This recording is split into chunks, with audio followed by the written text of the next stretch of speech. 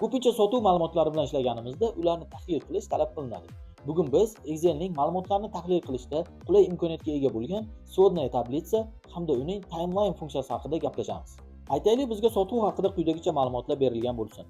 Ushbu ma'lumotlarimizni Smart Table ko'rinishiga o'tkazib olamiz va stavka bo'limidan Swodная tablitsani belgilaymiz.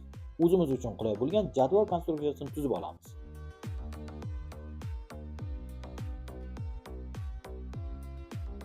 Filtr qilish imkoniyatiga ega bo'lgan ma'lumotlarimizni Analiz Swodная tablitsadan Stress funksiyasidan tanlaymiz. Vaqtga bog'liq ma'lumotlar uchun esa aynan timeline funksiyasidan foydalanamiz. Buning uchun aynan ushbu bo'limdan временная shkalani tanlaymiz va o'zimizga yoqqan dizaynni belgilab olamiz.